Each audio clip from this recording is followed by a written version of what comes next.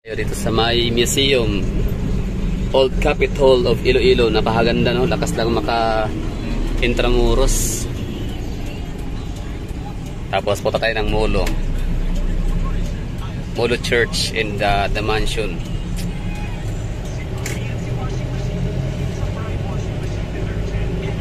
Bilang taxi driver, kuya, anong madalas mong mga nagiging pasaherong mga dayo? Mga taga-saan sila madalas? Davao, Manila, Bacolod, Cebu. Yun, galing.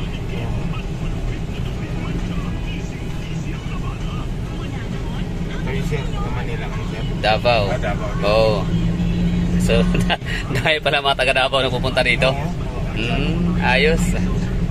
Partida, parang wala pa yatang Davao Iloilo na direct flight.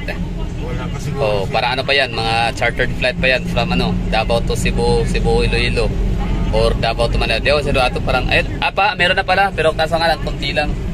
Ito, pinakasikat St. Agustin. Or University of San Agustin. Tsaka yung San Carlos, asan man na yun? Yung siya? Di ba mayroong University of San Carlos dito? Wala ba? Wala pa. Okay. Ateneo lang at saka UP. CPU. Yun. Ano yan, Mandurriao?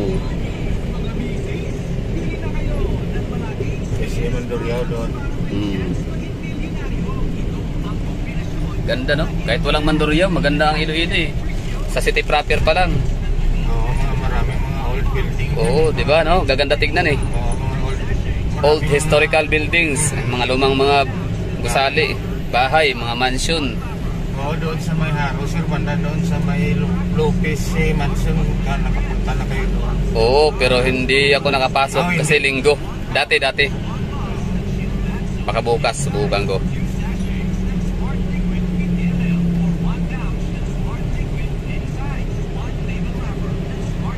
Gin Luna, Ocean City, Davao, Bacolod. Parang napapansin ko sa sa accommodation sa hotel na kung saan ako nakatira ngayon. Madalas na mga taga Bacolod ang mga nakakaibang kwarto. Sila mga nag-OJT, ang iba nag-a-apply ng trabaho. OJT madalas. Tapos dito nag-i-interview, ang iba naman ay nagre-review. Kasi paano ba kasi daming dito sa eskwelahan, no? Oo. So, daming mga university, maraming mga register center yan. Panigurado yan, no? Ganda ng diversion route nila. Tapos unahan niya na yung Molo Church. Molo Church ang may pinakamahabang aisle daw yun, sabi.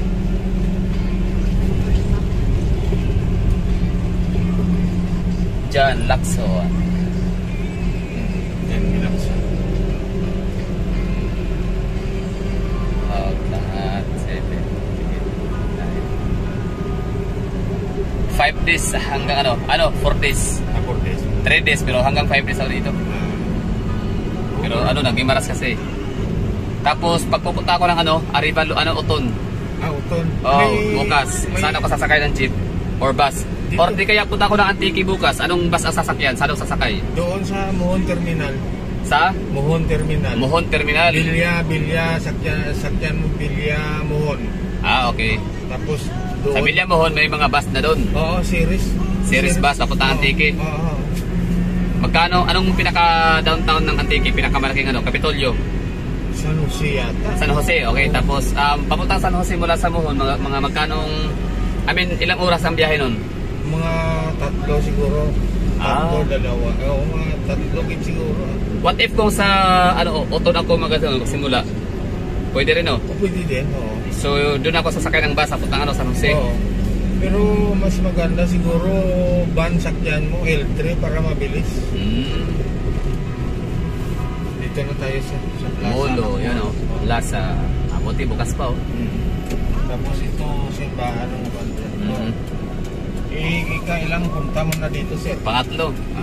November, Dinagyang, tas ngayon. Oo, Dinagyang.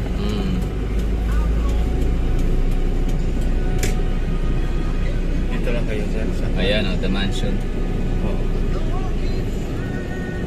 Bukas pa, sir, Kaya nga, buti naman. Hindi pa kayo magkakikot-ikot dito, sir. Okay, let's go sa loob. So, nga pala, hindi ko to na-vlog nung huli. Ito pala siya, mansion, old mansion na hindi ko alam kung sino na mag-ari. Nakalimutan ko na yun. Nabasa ko yung yung kanilang history sa loob nito. Basta ang maalala ko lang nito, ang nagmamay-ari nitong mansion na to ngayon ay si Henry C. or C family. Tapos ang mga loob nito, ang mga paninda ay gawang kultura products, which is nangyari or nagkataon na nagiging paborito ko rin na branda. Kasi ang ganda, mga iconic na mga lugar, lakas maka-Pilipino na mga damit, at mura pa. The Mansion. Consignio-say pala ang may-ari na dito, tapos nabili ng mga C family.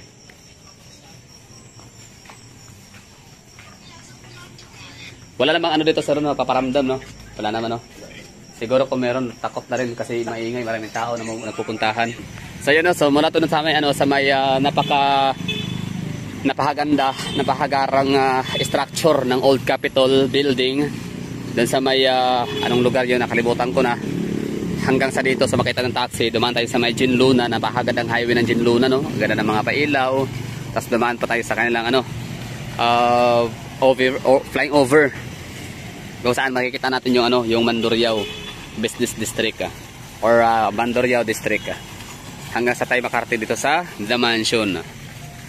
Nung huli, hindi ako parang nakapag-vlog ako dito, kaso nga lang hindi ko na upload. Sayang. Kaya ito, buti na nakabalik ulit dito sa pagkakataong ito. Third time. Sabi, ang ganda, oh. The Mansion. So, biruin mo, ikaw, way back early 1900s, no? Tapos ikaw yung namamayari ng ganito kagandang mansion. So, hindi ka na basta-basta.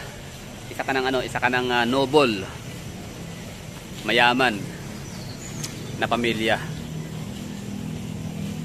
Yan, sila Rizal. Yung mga mga kamag-anakan ni Rizal, yung lolo't lola niya, di ba? Mga Alonso, Alonso, Protasio Rizal. Ganito yung mga bahay nila, di ba? Mga luma. So ibig sabihin, ganito kaganda na bahay nung araw ay Alta de Sociedad.